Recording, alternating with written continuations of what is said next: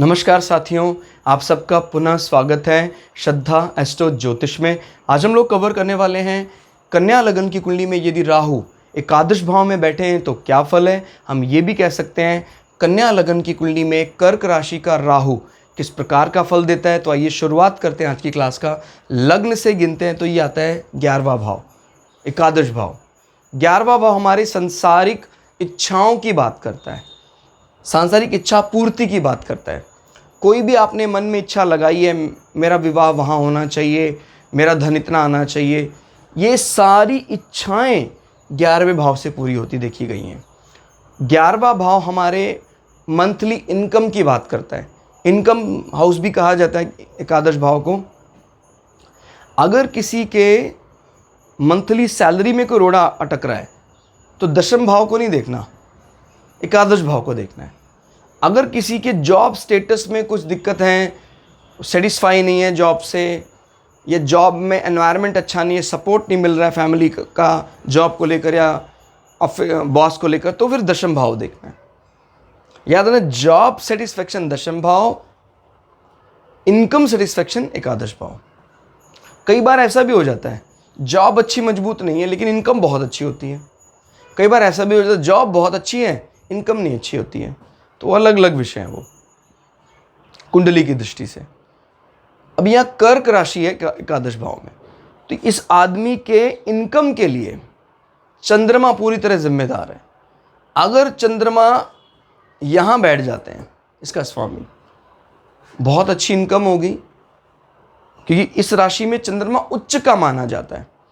और ये हाउस हमारे बुजुर्गों का, पूर्वजों का, धर्म का भी कहा जाता है। तो ऐसे व्यक्ति को कहीं ना कहीं कोई धार्मिक प्रॉपर्टी से अच्छी इनकम होती है, मंथली इनकम। किसी धार्मिक उसका वो चैरिटेबल ट्रस्ट का कोई वो सर्वे सर्वा हो सकता है, उससे एक अच्छी इनकम आ रही है उसको। तो ये सारी चीज़ें यहाँ से देखी जा सकती हैं। अभी राहु जब यहाँ बैठ जाते हैं, ओवरऑल जो निचोड़ है घर का वो किसके पास है? चंद्रमा के पास।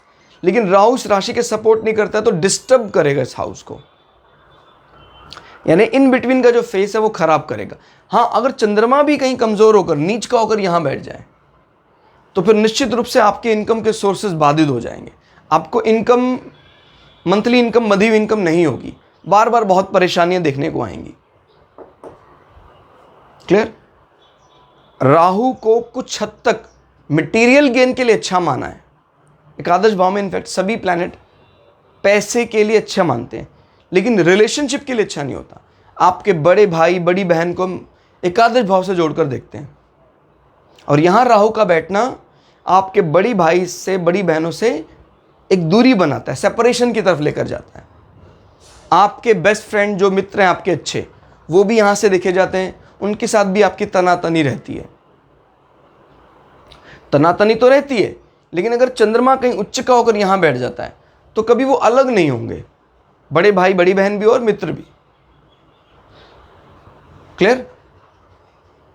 और एकादश भाव हमारे घुटनों के निचले हिस्से को भी रिप्रेजेंट करता है, पैरों की मजबूती।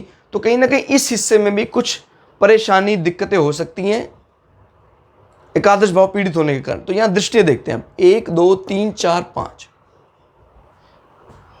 भाई कर्क राशि गई, पहली जल तत्व राशि।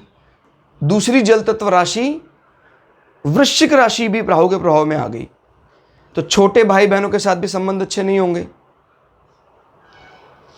और राहु की दृष्टि ये बताती है कि आपके ईसोफेगस, आहार नाल में भी कोई ना कोई समस्या हो सकती है, और पड़ोसियों के साथ अनबन होने का पूरा चांस यहां दिखाई देता है।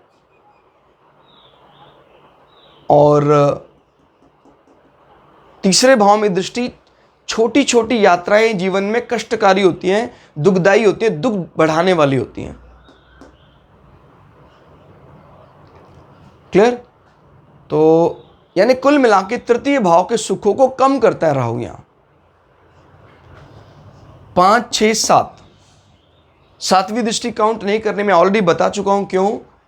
राहु और केतु आमने सामने होते हैं, और हमने कई बार देखा अगर ये राहु के लिए अच्छा फल हाउस है तो ये केतु के लिए अच्छा हाउस है।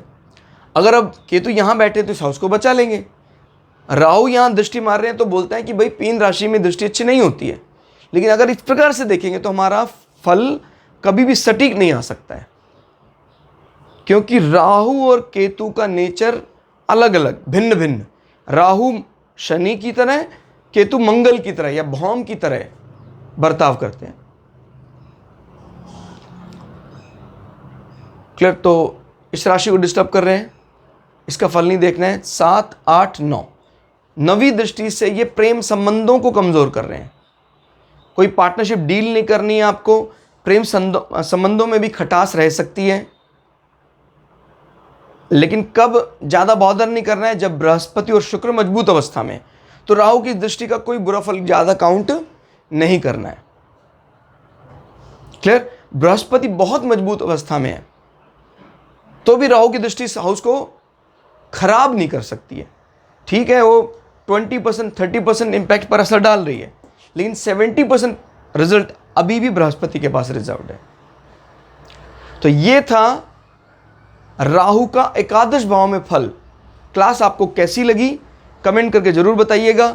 मिलते हैं अगली क्लास में, तब तक के लिए जय श्री भगु पराशरा, जय श्री शुक्राचार्य, नमस्कार।